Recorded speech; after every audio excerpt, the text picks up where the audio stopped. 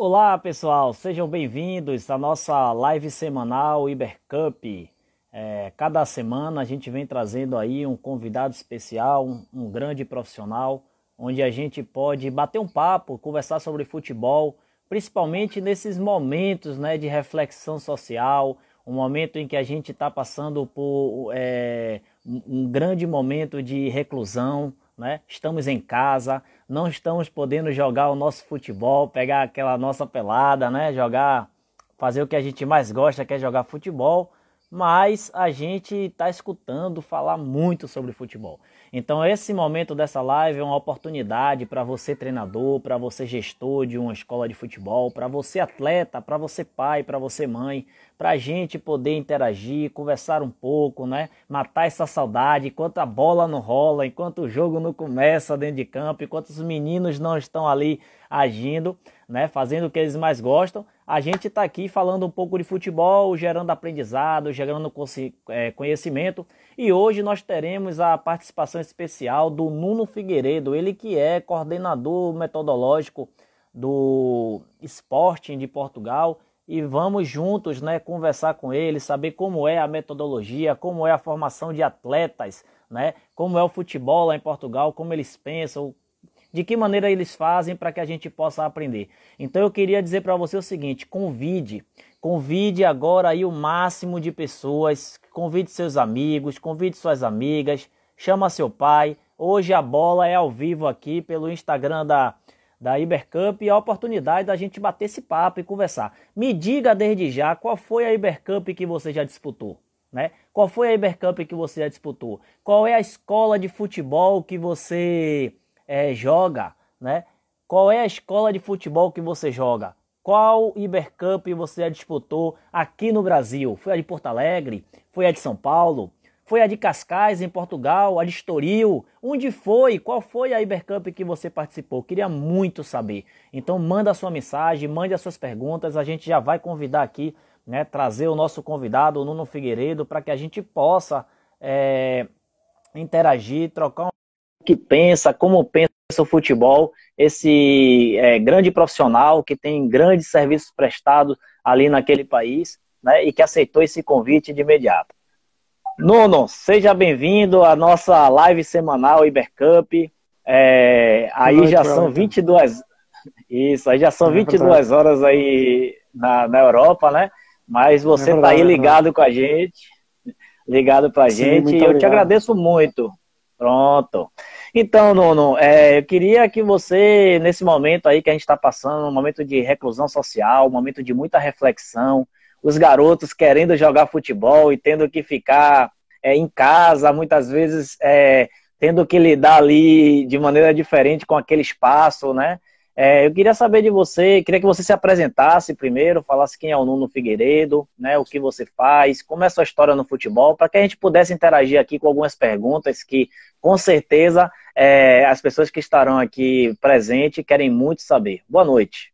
Boa noite, Wellington. Bom, em primeiro lugar, agradecer também o convite e muito obrigado a todos e desejar que estejam todos bem, com saúde, neste momento difícil que estamos a atravessar, longe daquilo que nós gostamos mais de fazer, que é estar no treino, ver futebol.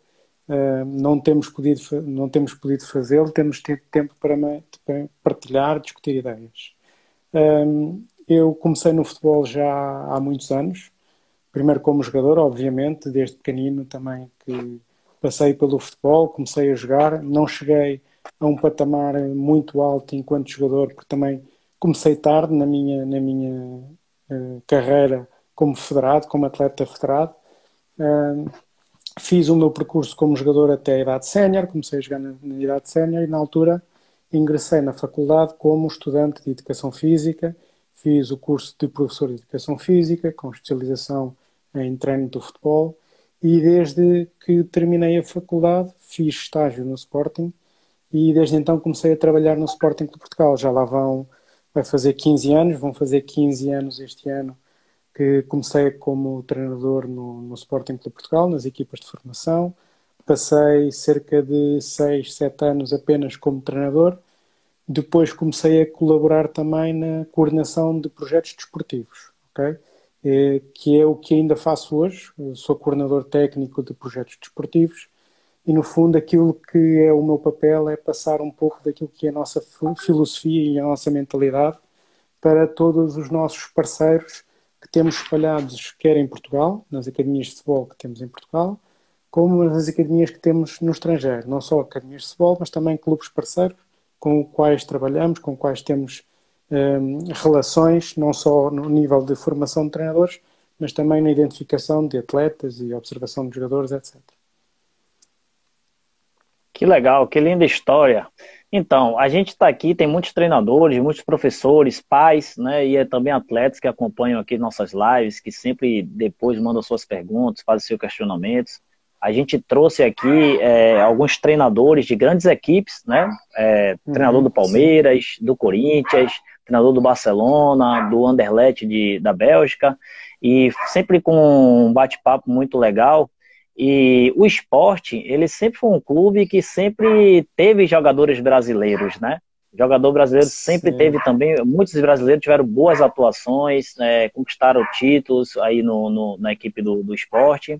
E eu queria saber de você em relação à garotada, né? O público da Ibercup geralmente é aquele público de meninos de iniciação, né? E alguns já na transição para o alto rendimento. Eu queria saber de você se existe uma idade ideal, né? Quando é que acontece? Qual é o melhor momento para você começar a trabalhar? O menino que está numa iniciação, você já trabalhar o alto rendimento. Bom, isso, idade ideal, não existe uma idade fechada, única, porque vai depender daquilo que são as competências e as características de cada um. Portanto, para um menino com um determinado nível, se calhar apenas aos 18 anos ou aos 19, ele pode começar a estar a trabalhar neste patamar. Outros podem começar a trabalhar, se calhar, um bocadinho mais cedo, aos 16, aos 17. Vai depender muito daquilo que é a qualidade individual deste atleta, aquilo que são as suas competências, as suas características, não só do ponto de vista técnico, não só do ponto de vista tático, mas também muito já daquilo que é o seu rendimento e da sua capacidade física e do seu potencial físico. Este processo varia em função destes aspectos e também muitas vezes em função daquilo que é o contexto, daquilo que é o clube.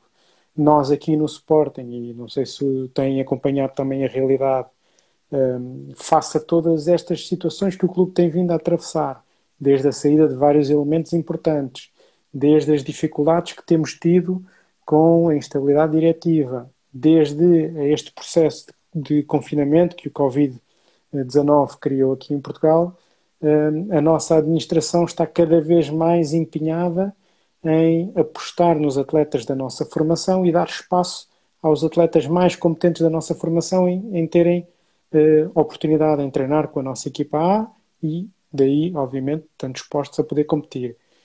Hoje em dia já temos atletas com 17 anos a treinar na nossa equipa A e que podem ter portas abertas para isso. Há 2 anos atrás era muito mais difícil porque tínhamos o Jorge Jesus, que era o nosso treinador, tinha uma equipa com um nível competitivo muito alto, com atletas com muita qualidade, com um nível de jogo muito alto, que tornava esses espaços difíceis para os jovens poderem se exprimir e poderem ter condições para ter sucesso. Nós, o que é que estamos a fazer? Nós entendemos que as etapas de pré-especialização, digamos assim, antes da especialização, antes do alto rendimento, são etapas fundamentais para o atleta continuar a desenvolver o seu processo de formação e, no nosso contexto, apenas a partir dos 17, 18 anos é que eles começam a ter uma vida mais direcionada ao alto rendimento. Ou seja, quando eles chegam ao patamar de sub-19, no nosso clube, é que eles começam a ter treinos em horário escolar, já a articulação entre o treino e a escola é um bocadinho diferente. Ele começa a ter treinos diários, praticamente, tem apenas um dia de folga. Os quadros competitivos também são um bocadinho mais exigentes. Acabam por ter também as competições europeias, quando nós estamos na Liga dos Campeões, participar na UEFA Youth League. Então estes atletas acabam por já viver uma vida, não estão num patamar de alto rendimento, mas já são atletas quase profissionais, digamos assim. Muitos deles já têm contrato profissional, já treinam quase o mesmo número de horas que os atletas profissionais, e já a vida escolar acaba por ficar aqui um bocadinho desfasada. Depois, obviamente, daí a passar a integrar o plantel da equipa A, a treinar com a equipa A, a jogar com a equipa A, depende daquilo que é, lá está, o momento atual da equipa, o nível competitivo da equipa e o nível de competência do atleta. E no nosso contexto de Sporting, certamente é muito diferente de um clube, de um outro clube no Brasil, ou mesmo de um clube de nível mais baixo em Portugal, ou um clube de nível mais alto no Brasil. Depende sempre de cada realidade daquilo que é o nível de atletas que existem. Ah, que legal. Muito bom você até tocar nesse assunto, porque eu acredito que, diante desse momento do Covid-19 e toda a configuração que está, né, causando aí esse impacto que está causando na humanidade e também no futebol, vai ser um excelente momento para que a divisão de base, né, ela comece a realmente manifestar aí todo toda a sua produção de atleta, tudo que envolve nessa formação e cada vez mais dar resultados a essas equipes profissionais. As equipes não vão poder fazer grandes contratações. Então elas precisam confiar que todo esse processo que foi feito ao longo do desenvolvimento aí, do trabalho de vocês, que possam dar respostas, né, a essa equipe profissional. E outra coisa, aqui no Brasil, geralmente, a gente faz categoria ano a ano, né? Ok? Sub-14, sub-15, 16, sub-17. Quando chega essa idade de 17, 18 anos, eu percebo, né, que é onde vocês já começam a perceber a evolução desse atleta e aí já permitir um caminho em que ele, uma ponte ao profissional, à equipe A. E geralmente aqui no Brasil o que a gente percebe é que nessa fase, onde você tem um garoto que já tem ali um tempo da formação, é a fase que ele tem mais dificuldades para poder Sim. transitar da formação de base para equipes profissionais. Eu já trabalhei com uma empresa europeia, da espanhola, né? E a gente ficava muito atento a justamente essa transição que os atletas não eram absorvidos pelos clubes aqui do Brasil, mas que tinham, né, grande chance de entrar através das segundas equipes da Europa e a partir daí ter uma carreira no futebol. Muito legal. Eu queria te fazer uma pergunta, se você quiser complementar isso também. Qual Sim, a sim. importância, Nuno, de competições como a Ibercup para estimular os garotos a jogar futebol, para que eles também possam ser observados por outras equipes, porque a Ibercup é uma competição internacional, né? Ela dá a oportunidade dos projetos, das escolas, jogar contra equipes, contra clubes não somente daí de Portugal, como clubes internacionais. Aqui no Brasil tem sido uma experiência incrível. Na primeira Ibercup internacional aqui, que foi em Porto Alegre, a gente teve a presença do Inter de Milão, do Paris Saint-Germain, do Manchester City, né? Então foi incrível. Esse ano a gente teve a equipe do Juventus e algumas equipes sul-americanas, né? Como o Independiente, São Lourenço, o Chivas do México também estava aqui com a gente. Então, qual a importância? Como você percebe quanto mais cedo esses garotos jogar competições de alto nível no seu rendimento? Bom, é assim, para nós é determinante, é fundamental. E o Weber Cup acaba por trazer isso, acaba por trazer um espaço competitivo, uma experiência competitiva que muitas vezes eles acabam por não conseguir vivenciar, não é? Penso no facto do miúdo com 11 anos, 12 anos, 13 anos, passa por experiências que são muito interessantes e são muito enriquecedoras, não só no plano desportivo como no plano pessoal. Por exemplo, um atleta que viaja, e muitos dos nossos atletas acabam por viajar também, participamos no Ibercup em Espanha, participamos no Ibercup em Portugal, mas, por exemplo, viajar para o Ibercup em Barcelona.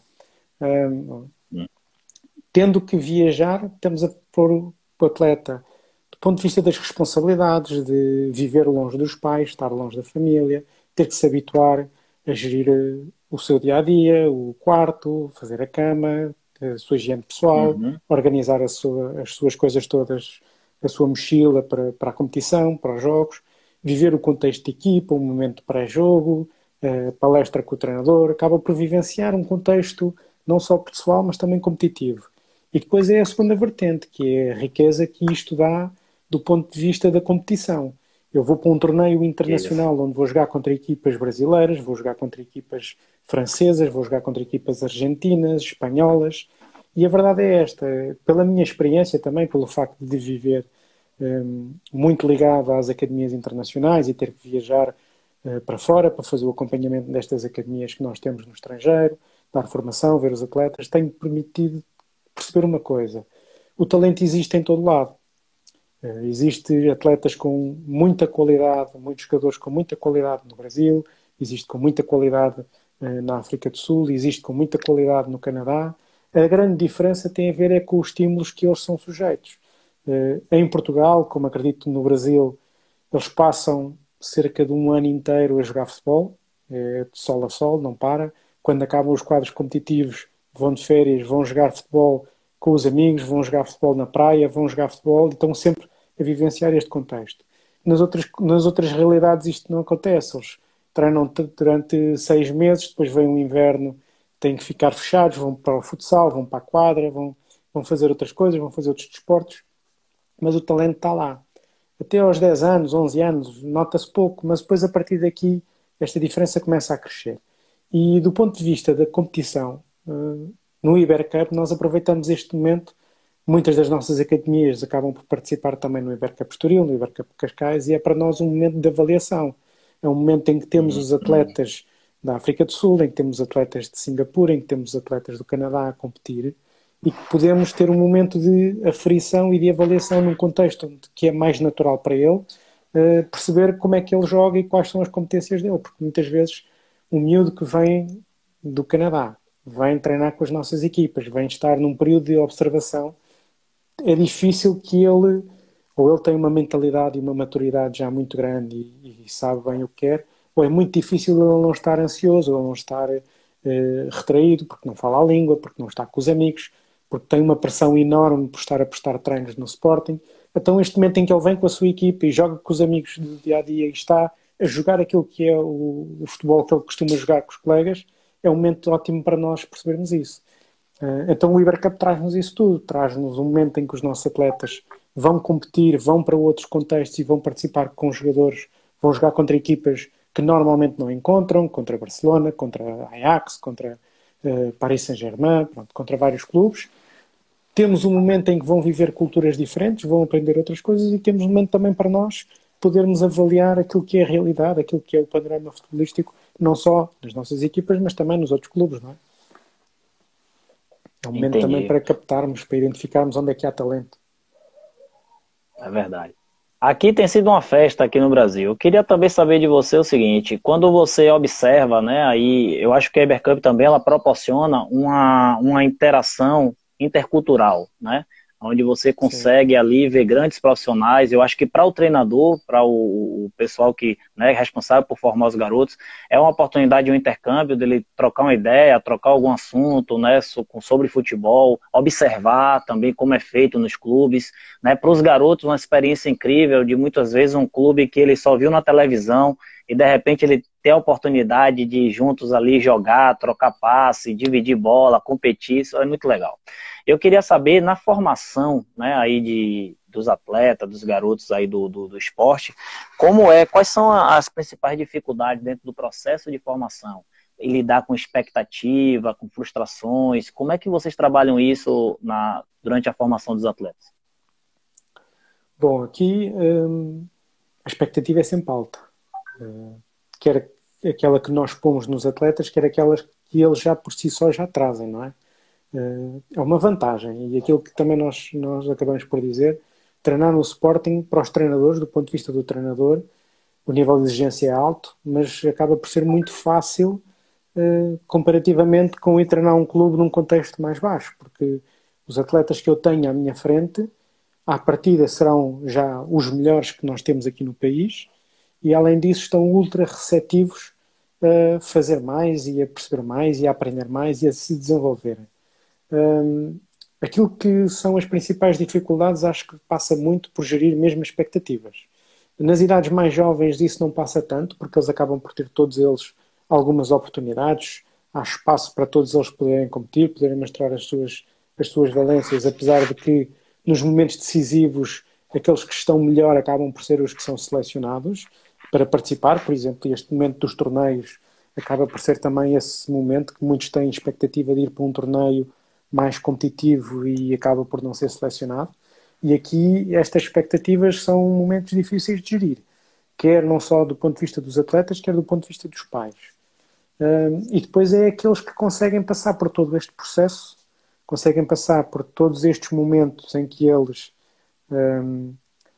não, não estão bem, não estão a se desenvolver bem, não estão numa fase, não estão a desenvolver bem, não estão numa fase onde eles se sintam confiantes, se sintam que estão bem, e estes altos e baixos que são normais no processo de formação, termos atletas que de um momento para o outro começam a quebrar no seu plano de rendimento por vários fatores.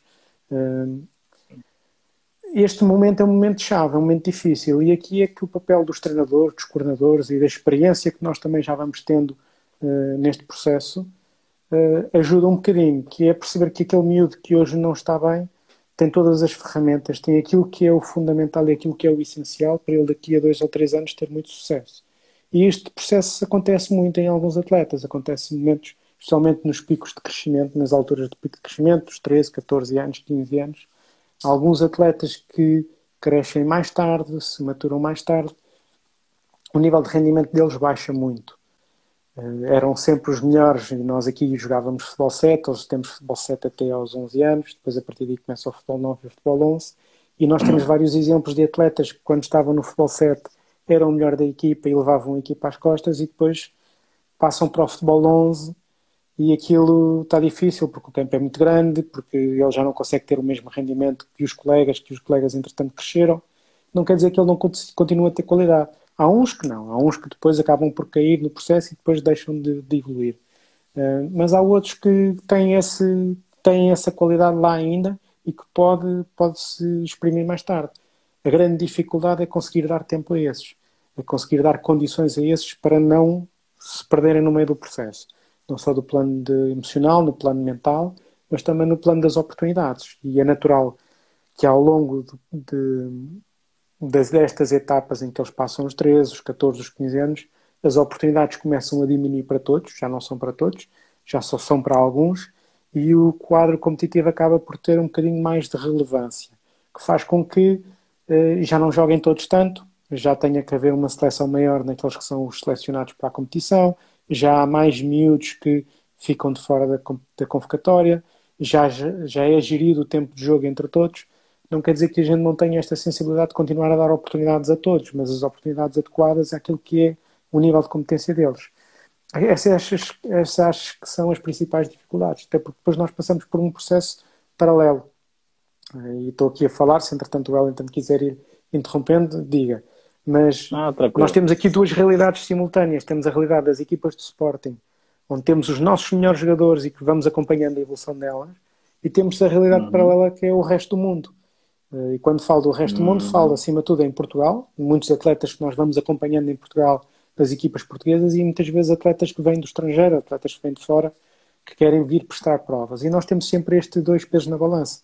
Os nossos atletas Sporting estão constantemente num nível de exigência muito alto, porque se em determinado momento eles não estiverem a render bem, rapidamente surge um outro atleta que está em destaque ou alguém que se destacou, estão sempre a ser postos à prova por isso. Há sempre novos atletas a querer testar, a querer vir para as nossas equipas, e nós também temos equipas, nós também temos um conjunto de pessoas que no clube trabalham nesta área de continuar à procura de talento, à procura de outros jogadores que possam trazer a qualidade que nos falta.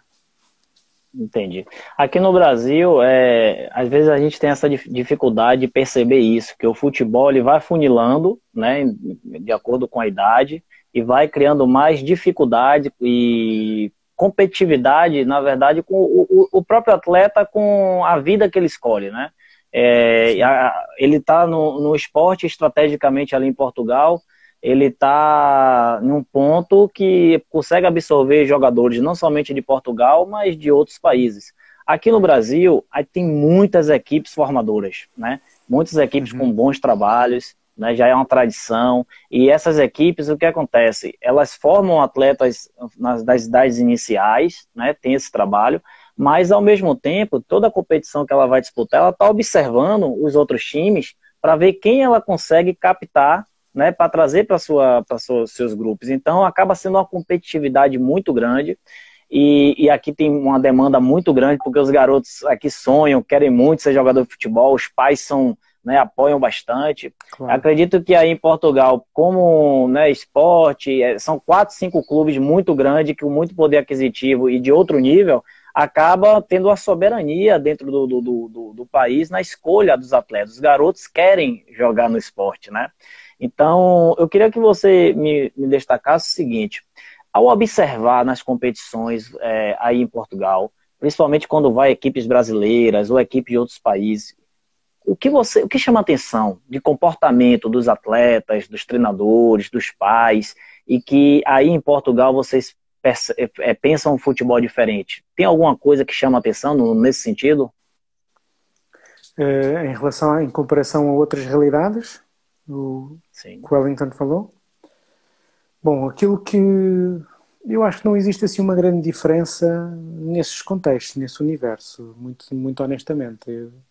A nível internacional e mesmo para fora, ou vendo equipas internacionais ou equipas estrangeiras que vêm a Portugal, ou quando nós também vamos fora, quando nós olhamos para o contexto, para a realidade, acho que o futebol é um bocadinho transversal, a paixão, e nota-se um bocadinho mais de paixão, obviamente, nos contextos do que em outros. Nota-se uma vivência, um clima um bocadinho mais competitivo, mais emocional também, no Brasil, em Espanha, em Portugal. Existe esta paixão pelo jogo, este nível competitivo que faz com que muitas vezes os comportamentos de alguns atletas, de alguns pais, de alguns treinadores seja assim, um bocadinho mais vivo, mais desajustado. Desajustado entre aspas, não é? Há momentos em que é desajustada, mas também acredito que a competição e que este nível competitivo é essencial para a formação deles. Mas eu acho que a principal diferença passa mais até pelo nível de jogo, pelo nível e pela velocidade e pela intensidade do jogo do que tudo o resto.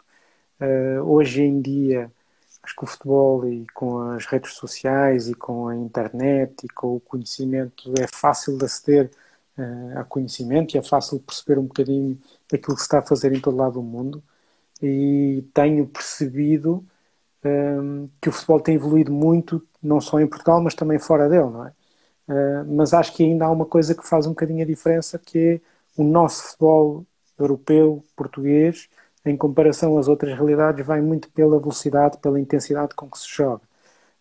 Não pelo nível de execução técnica, não pelo nível de qualidade, mas mais pelo nível de conhecimento que os miúdos têm já do jogo, que faz com que o nível de resistência, o nível de dificuldades do plano defensivo obriguem os jogadores a serem mais rápidos a executar, mais rápidos a decidir, e que os forcem a decidir e a executar melhor. Okay?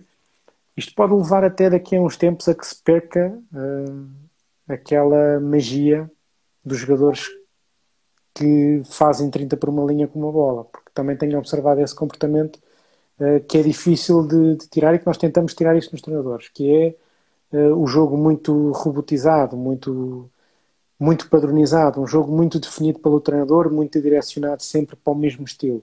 Nós queremos que os nossos jogadores consigam executar rápido, consigam decidir rápido, mas sempre com graus de liberdade grandes para eles poderem inventar novas formas, inventar novas soluções, por eles próprios estarem à procura de soluções para resolver os problemas do jogo. Acho que essa é uma diferença que nós vamos encontrando, que faz com que o treino, que a intensidade do treino, que a velocidade do treino seja um bocadinho maior em relação ao resto. Okay?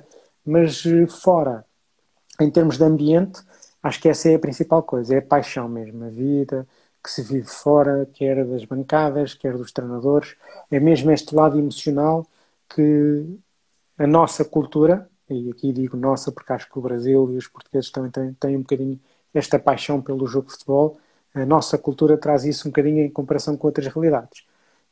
Norte Europa, etc., aí já é um bocadinho mais frio o jogo. Maravilha. Esse acaba sendo o principal resultado, né, da formação, né? Você percebeu o garoto tendo entendimento do jogo, ele aprendendo a cooperar com os seus, né, com o seu grupo e competir com o seu adversário. Ele aprender também que ele precisa ser autorresponsável dentro do processo, competir com ele mesmo, a cada dia ele querer melhorar, não esperar do treinador, não esperar que a dificuldade venha, mas que ele antecipe a isso. Né? A gente percebe na mentalidade, conversando com alguns profissionais europeus, sobretudo um diferencial na mentalidade. né? A gente vê em alguns métodos, algumas metodologias aí da Bélgica, Suíça, alemã, do Barcelona, que a gente conversou, a gente vê os pilares sociais, mentais, técnicos, físicos, depois o tático, e mais sobretudo ele bem distribuído e ele ativo dentro desse processo de formação. Aqui no Brasil, a gente vê no discurso, né, esse tipo de diálogo, a gente vê treinadores falando até muito bem, mas a gente percebe cada vez na prática um distanciamento, e eu acho que isso prejudica no processo de formação. Eu vejo algumas pessoas falar assim, eu joguei contra o Sport e ganhei de 2-1.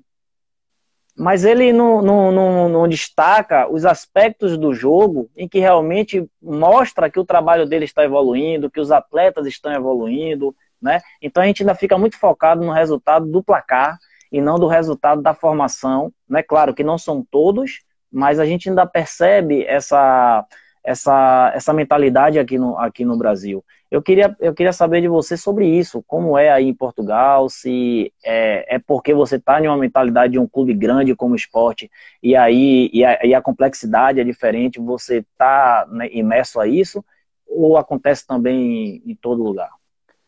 Eu acho que isso acontece em todo lado. Não é fácil. Eu acho que o resultado final, infelizmente, continua a ter um peso muito grande.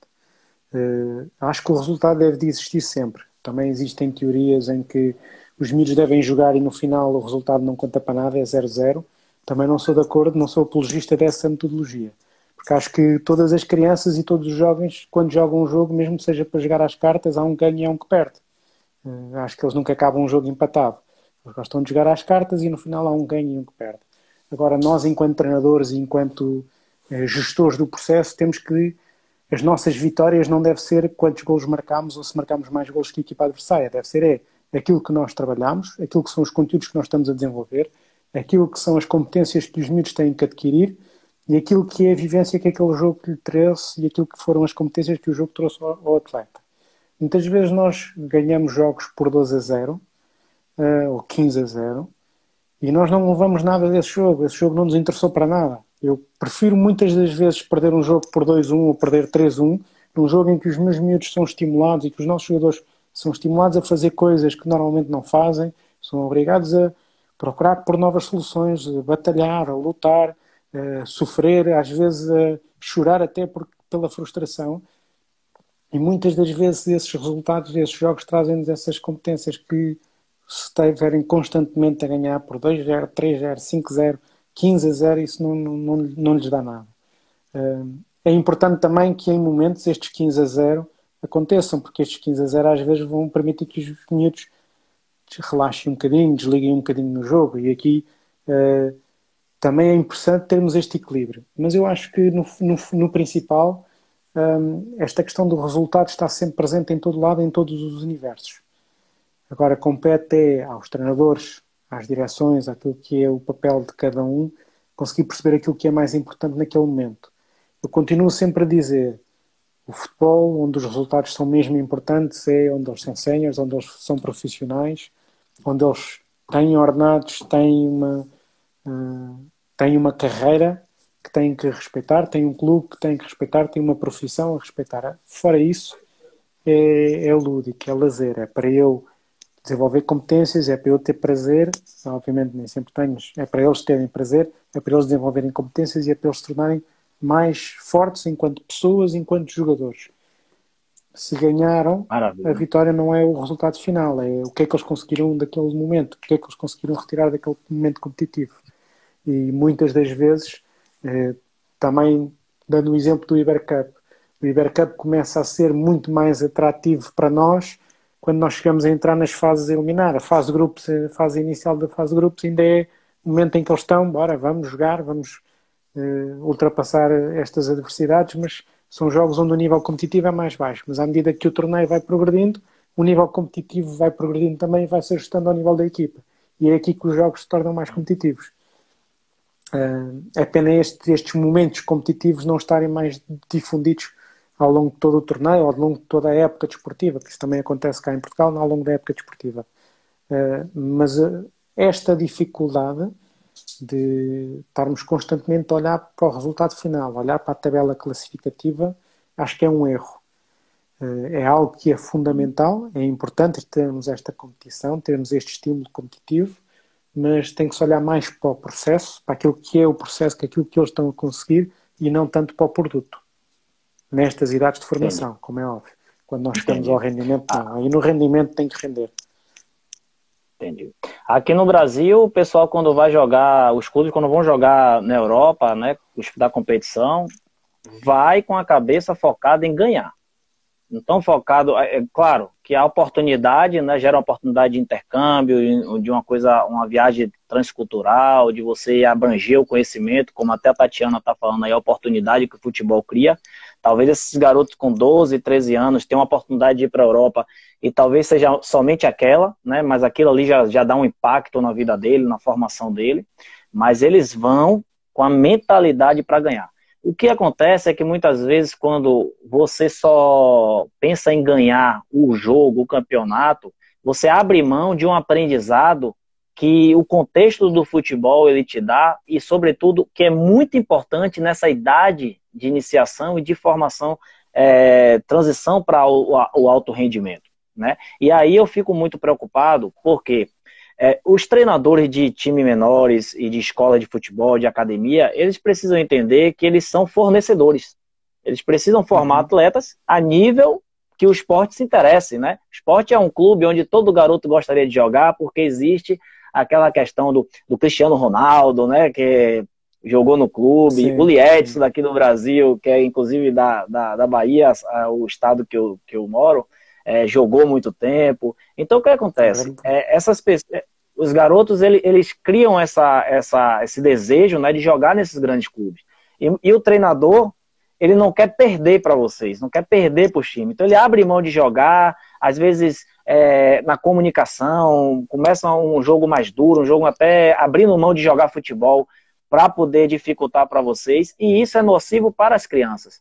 Aí eu queria saber de você, de que forma você percebe isso, porque eu acho que um clube grande ele precisa ser produtor de conteúdos, né, e estimulador para que esse treinador que talvez não tenha esse tipo de formação, ele perceba esses ambientes como uma oportunidade também dele evoluir como profissional, né? Queria que você comentasse sobre isso, Nuno. Bom, eu aqui, daquilo que vou acompanhando e daquilo que vou observando, eu posso dizer também que nós vivemos um bocadinho isso. Mesmo nós, Sporting, quando vamos para fora, esse ambiente passa também muito para os miúdos, para os nossos atletas. Mesmo às vezes até os treinadores, nós também queremos ir e queremos ir ganhar. Vamos para um torneio onde estão grandes equipas e muitas vezes a sensação é vamos para procurar ganhar, vamos tentar ganhar. A grande dificuldade é conseguirmos ganhar mantendo aquilo que é a nossa matriz, aquilo que é a nossa identidade. Okay? Muitas vezes estes jogos tornam-se jogos, dando este exemplo de jogar contra uma equipa mais difícil, contra uma equipa mais forte em que eu quero ganhar, acabam por ser um jogo muito mais físico, muito mais duro. A grande dificuldade é que consigamos que os nossos atletas consigam perceber que estilo de jogo é que eles estão a jogar e de que forma é que eles devem procurar manter aquilo que é a identidade deles e aquilo que é a forma de jogar. Às vezes nós olhamos para grandes equipas e vamos tentar jogar de igual para igual ou vamos tentar manter a nossa forma de jogar contra uma equipa mais competente. Às vezes não dá. Às vezes eu gosto de procurar a sair a jogar por trás, de sair a construir com facilidade, mas a equipa adversária está tão bem treinada em bloquear esses processos em que muitas vezes eu tenho que potenciar nos meus jogadores este raciocínio não está a dar. Se nós não estamos a conseguir sair da forma como nós estamos habituados a sair, nós não vamos continuar a insistir no mesmo erro, ok? Porque isso aí acaba por se tornar um erro. Então vamos tentar procurar uma alternativa. Se eles estão a responder desta forma, se eles estão-nos a pressionar, se eles não nos estão a deixar construir por trás, se eles não estão a deixar-nos jogar o nosso jogo, onde é que nós temos espaço para jogar o nosso jogo? De que forma é que nós podemos alterar aqui um pequeno momento para depois, num segundo momento, estarmos a jogar o nosso jogo? E isto é a tal questão tática e estratégica que estes momentos competitivos também permitem aos nossos jogadores. Agora, a grande dificuldade é este lado mental. O lado mental é que é o mais difícil. É um jogador que vai jogar contra um Barcelona, um atleta que vai jogar contra um Barcelona, na primeira vez que vai para este torneio, Está o treinador a dizer, não, Uhum. não faças isso, mantém-te naquilo que é o teu jogo. Isto é mais Exato. difícil de conseguir. Por isso é que estes processos, estes momentos são momentos fundamentais. E um miúdo que Sim. durante a sua formação, todos os anos, ou de Uhum. 2 ou 3 vezes no ano, está neste nível de competitivo, vai jogar a Alemanha, vai jogar contra equipas inglesas, vai jogar contra equipas Entendi. brasileiras, belgas. É isto que lhe vais fazer com que ele chegue aos 19 anos, aos 20 anos, e diga, olha, eu já joguei contra aquele quando tinha 18 anos, eu lembro-me daquele miúdo. E ele já tem esta Maravilha. maturidade para poder suportar isto. Sim.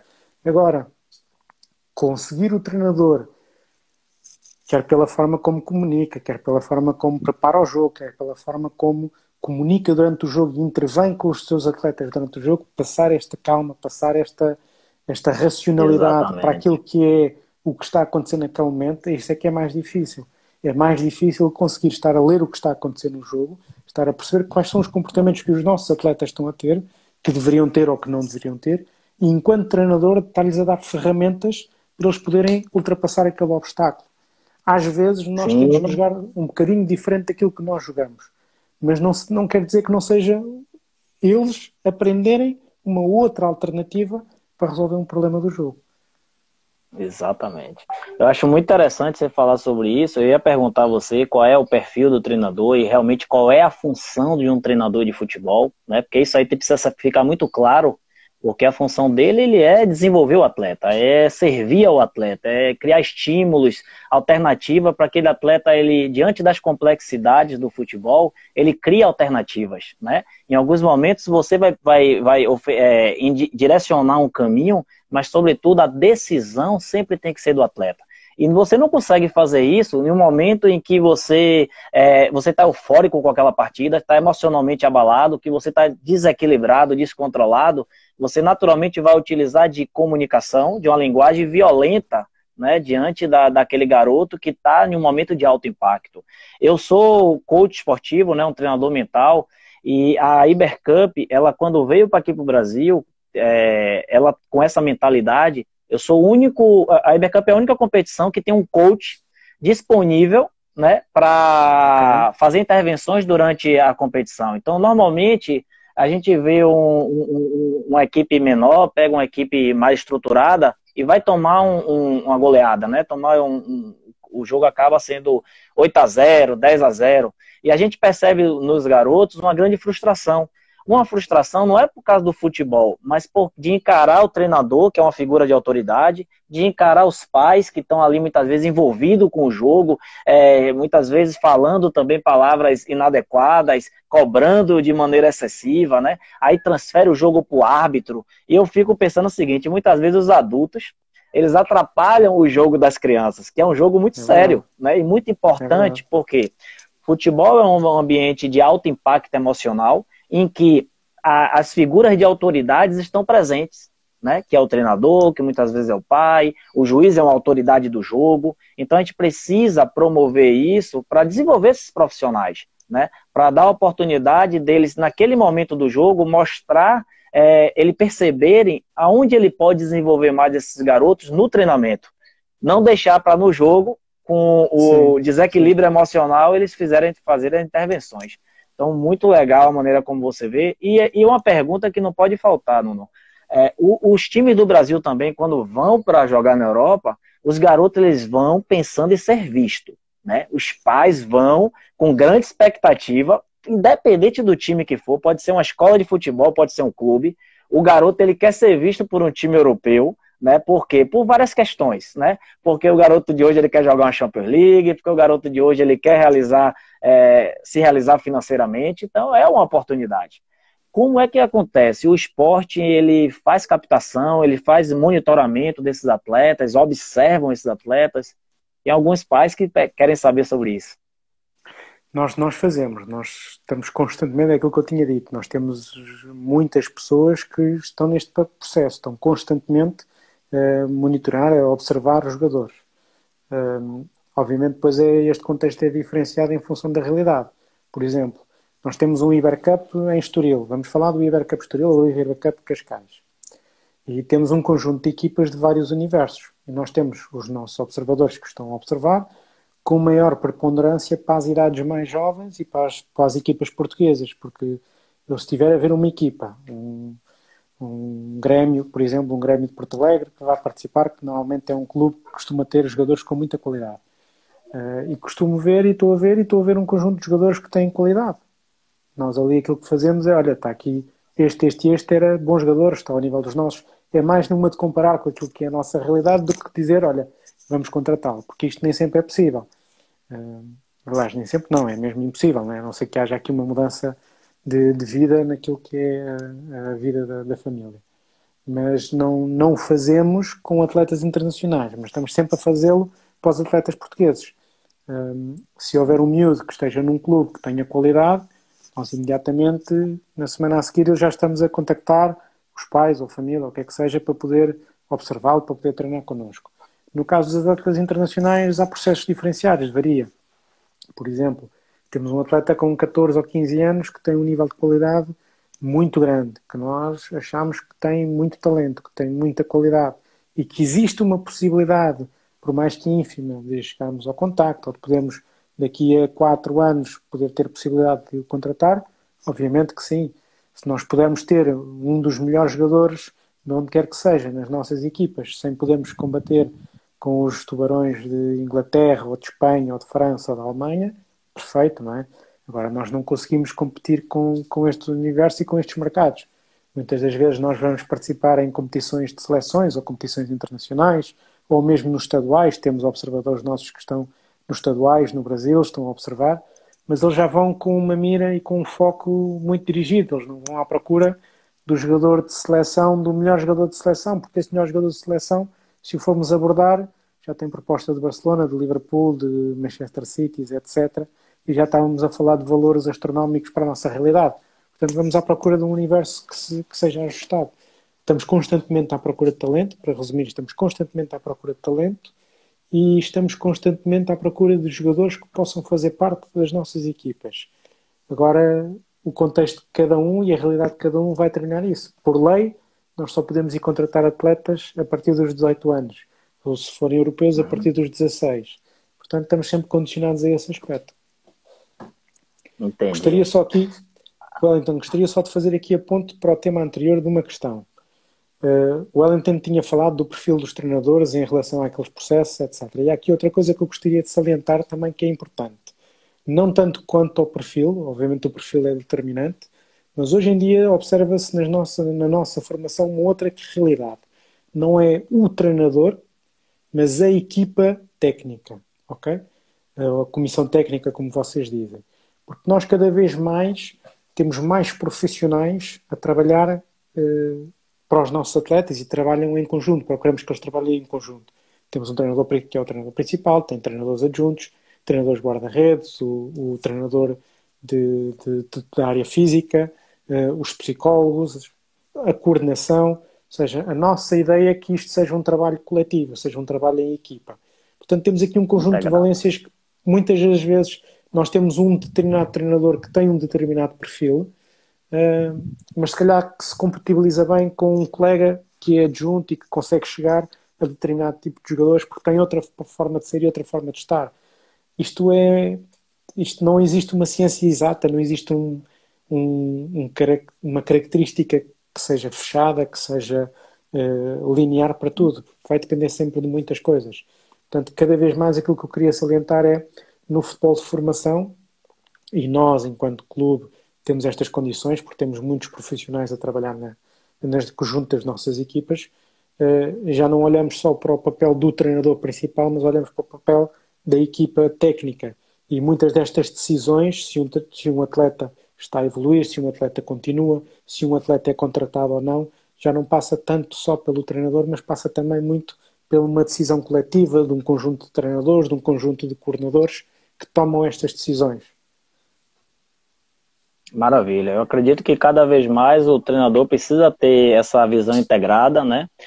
Acho que cada vez mais o treinador ele precisa descentralizar as suas decisões, mas ele ter aquela coparticipativa, sim, mas sobretudo, Nuno, respeitando o olhar do garoto sobre o jogo, né? Porque esse olhar do garoto sobre o jogo, a maneira como ele percebe o jogo, essa aí tem que ser muito importante, muito valorizada, porque é muito fácil para a gente, diante das experiências que nós já passamos da vida, a maturidade que alcançamos, a gente começar a perceber caminhos. Só que esse garoto, ele está vivenciando e ele precisa tomar decisões, né? Precisa ter reações rápidas e tomar decisões cada vez com menor fração de tempo, né? No meio do choque, no meio da atividade. E se a gente não tem conhecimento, né, de como esse garoto ele percebe o jogo, de como abordar, muitas vezes, ao invés da gente estimular, da gente desenvolver, a gente começa a dificultar esse processo de desenvolvimento do atleta. Eu acho que o treinador ele tem uma função fundamental. Agora, mais do que isso, o que eu percebo também na Europa e percebo na sua mentalidade é que essas atitudes ela vêm de cima para baixo, já existe uma mentalidade acima que entende, então permite que o treinador ele tenha essa paciência, ele tenha essa postura. E quando você, acima de você não tem um profissional que entenda como funciona o processo, só quer resultados, acaba criando dificuldade e criando treinadores focados somente nesse resultado que a gente falou. Queria que você falasse sobre como é que vai ficar o calendário aí em Portugal, né, pós-Covid. Vocês já estão começando a treinar, os campeonatos foram cancelados, e aproveitasse, deixasse a sua mensagem para a gente já está finalizando. Queria agradecer muito, né, esse bate-papo aqui em alto nível, e muito bom conhecer você, conhecer seu trabalho. A Ibercup, você sabe que está disponível, ela abraça, né, vocês abraçam a Ibercup, e é um relacionamento aí cada dia mais firmado. Mais próximo, Obrigado. sim. Mais Obrigado, Wellington. Nós, pronto, em primeiro lugar, aqui o futebol de formação está tudo parado. Tudo o que não é Primeira Liga está tudo parado. Não há treinos, não há competições para mais ninguém. Vamos perceber quando é que a época arranca, quando é que começamos com a pré-época para o novo campeonato. O futebol profissional da nossa Primeira Liga vai arrancar dia 4 de junho. As equipas já estão a treinar. Está-se a organizar quais as instalações, quais os estádios, está-se a organizar o calendário competitivo, que eu acho que agora vai também ser um momento muito crítico para os nossos atletas, porque estamos a chegar a um momento onde as temperaturas vão começar a subir, onde vão ter que fazer agora uma pré-época novamente, uma mini pré-época para voltar a atingir níveis físicos e níveis de condição física ideal. Vamos ter que compactar muito o calendário competitivo, portanto vai ter menos tempo de recuperação e menos tempo de preparação do ponto de vista do plano estratégico para o jogo. Portanto, isto vai ser uma experiência nova, não só para os jogadores, mas também para os treinadores, para os clubes, conseguir organizar este calendário, planear e calendarizar um conjunto de competições, um conjunto de jogos com um espaço de tempo muito curto, com plantéis também se calhar já muito condicionados, com atletas que não estão no melhor estado de forma. Portanto vai ser um desafio interessante. Acho que isto vai mudar muito, vai ser uma época muito diferente para o futebol em Portugal. Espero que esta época termine brevemente e faço votos também para vocês aí no Brasil. Tenho acompanhado com interesse também, porque gosto de perceber aquilo que se está a passar no mundo e tenho acompanhado com algum interesse aquilo que se está a passar no Brasil. Espero que vocês consigam ultrapassar esta questão. Nós temos, não sei se vocês devem saber, não sei se sabem, nós temos parceiros nossos, escolas de futebol em Florianópolis, em Palhoça também, em Florianópolis, em Ivoti, e estamos também em contacto com eles a perceber aquilo que está a acontecer na realidade deles. Para eles também é uma grande dificuldade não poder treinar, não poder estar com os atletas, e para a vida pessoal também está a ser um momento muito complicado. Espero que vocês consigam também passar por isso rapidamente, como nós conseguimos também ultrapassar este problema, para podermos voltar a fazer aquilo que todos nós gostamos, que é comemorar o golo, abraçarmos-nos todos, festejarmos, ir jogar futebol com os amigos no final de um dia, ver os miúdos a desenvolverem-se, voltar ao treino, voltar a suar, voltar a ver os miúdos a brincar na rua, porque acho que isso é fundamental para nós. Não só portugueses, mas também brasileiros. Acho que vocês também precisam muito disso para o nosso estado de saúde mental. É verdade. Muito obrigado, Nuno, mais uma Eu é vez. que agradeço Você, né? também. Agradeço, desculpa, quero também agradecer o Ah, convite. Foi um prazer também conhecê-lo. Mandar um grande abraço ao Wellington, mandar um grande abraço também ao Ibercup e desejar que o torneio continue a crescer aí no Brasil e que seja mais um grande sucesso. maravilha. Então, obrigado. Aí já são, né? Já tá no horário já estourado, os meninos já Já, estão na já, já. cama. Sim, Mas eu sim. agradeço muito você estar aqui com a gente, contar um pouco da sua história, da sua ideia, um pouco do futebol português, né? E conte com a gente. O Ibercup é um espaço, já é um relacionamento, você sabe disso. E eu fico muito feliz de poder te conhecer. Vou deixar para o pessoal aqui o meu site, né? Para que o pessoal possa acompanhar também o nosso trabalho. E te agradecer. Vamos se Ok. falando aí e um abraço a todos aí Tá também bom, do Elton. esporte. Valeu? Obrigado também. Obrigado, meu Grande amigo. abraço e obrigado por Valeu. tudo. Então, galera, tivemos aí um bate-papo maravilhoso com, né, esse cara incrível que é o Nuno. O cara conhece muito, muito, muito, muito de futebol, muito de formação. É uma referência lá em Portugal, né, sobretudo no esporte. E vocês que estiveram com a gente aí até agora, em nome da Ibercup, eu agradeço muito, né, agradeço muito. E convidar vocês a participar, a entrar aí no meu site, acompanhar um pouco do meu trabalho. Quem participa da Ibercup vai me ver ali no campo, né, fazendo algumas intervenções com os pais, com os atletas, com os clubes, né, os times ali presentes, no intuito de tentar diminuir o impacto emocional que o jogo lhe oferece. Né? Dentro do meu site, eu disponibilizo para vocês as 7 peneiras, né, do futebol, onde você pode baixar gratuitamente esse e-book, as 7 peneiras, e a gente pode se contactar. Então, agradeço aí mais uma vez a vocês a estar com a gente nessa live da Ibercup. Na próxima semana estaremos aqui nesse mesmo horário e com um convidado também especial. Pessoa de alto nível para falar com a gente sobre futebol. Tá? Então, acompanhe as nossas lives, acompanhe as nossas postagens e, com certeza, teremos uma Ibercup perto de você e queremos ter o prazer, né, de te conhecer jogando o futebol, né, jogando ali, batendo uma bolinha com o Ibercup, mas também transitando, porque a Ibercup também é muito mais do que futebol. É um ambiente de trocas, é um ambiente de conhecimento, é um ambiente de oportunidades. E aí cabe a você, pai, cabe a você, atleta, cabe a você, treinador, estar com a gente na próxima Ibercup. Prazer, meu nome é Wellington Júnior e estou contigo. Grande abraço.